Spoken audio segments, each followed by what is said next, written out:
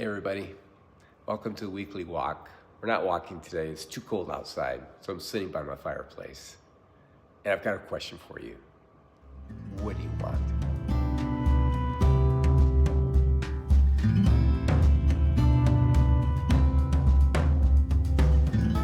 You ever been afraid to ask someone for their time? Not because you didn't want it, but because you were afraid of what they might say. It may have been your first date. I remember how afraid I was when I asked my wife, Marcia, out. Maybe it was asking someone to mentor you. Maybe it's reaching out to somebody that you admire. Someone you hope might see something in you. You wanted more information. You wanted access. Maybe you just wanted to be near them. But you were afraid that they might reject you. That's the moment we're going to step into in our story today in John chapter 1. Two men walking right behind Jesus, hoping on the one hand that he turns around, but probably kind of afraid that he will turn around. John the Baptist has just pointed Jesus out to them. He said, "Look, the Lamb of God who takes away the sins of the world." And they start following Jesus. No words, no announcement, just footsteps. You can kind of hear it, can't you? John tells us something subtle but important. He says that Jesus turned around and he saw them following. He notices them. And he asks them a question. He still asks today, "What do you want?" Now that's not a casual question. Jesus isn't asking for information. He already knows why they're there. He's asking more of what we would call a heart question. In other words, what are you guys really after? What's driving you? What do you believe will finally satisfy you? If Jesus asked you that question today, what do you want? How would you answer? I imagine some people would say, how about better health? Or a healing of a tough relationship, or I could use more money, or I'd love to have more peace. Or could you give me a different past? You know, Jesus' question forces honesty. Not because he wants to expose us, but because he wants to invite us. Well, they don't answer Jesus directly.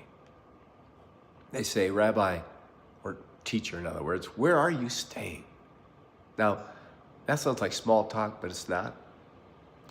They're not asking for his literal address. In the original language, the word means a lot. It means to remain, to dwell, to abide.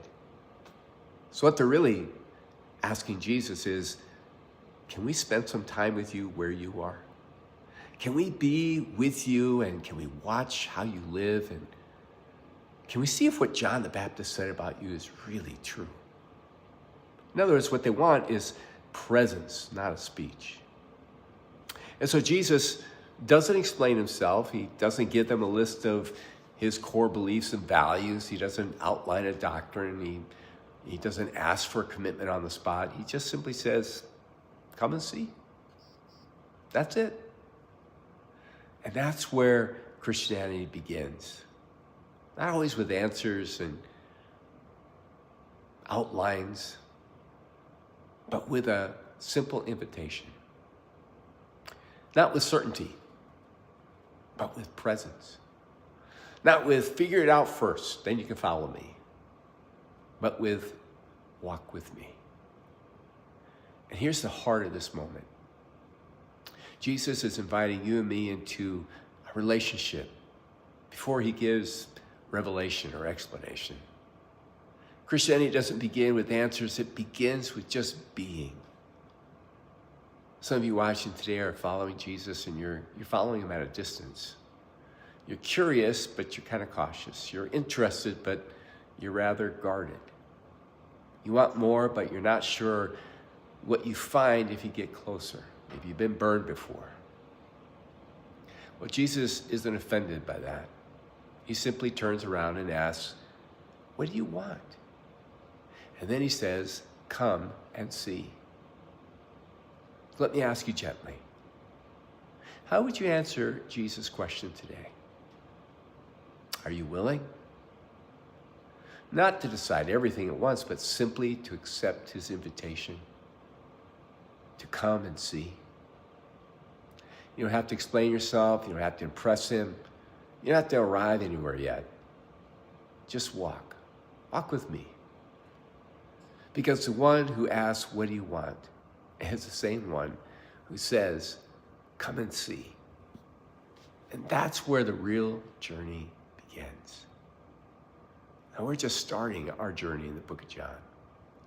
So I hope you'll read with me and read slowly and read carefully and just join me on this weekly path. And we're going to discover some amazing things about Jesus and some amazing things about ourselves. And I think along this journey, you're going to be so strongly attracted to him that you're going to be willing to change your life, to be near him, to learn from him, to experience the ultimate peace and joy that he brings. Next time we're together, we're going to begin to explore the relationship that Jesus had with his first followers, because it's a picture of the relationship that he wants to have with you and me.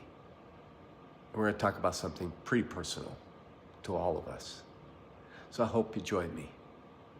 Until then, from the timeless Netiv, the Netiv Olam, the eternal pathway, I pray God's blessing on you. And listen, if you follow me, I'd appreciate that. If you like what you're hearing, let others know and invite others to join the journey.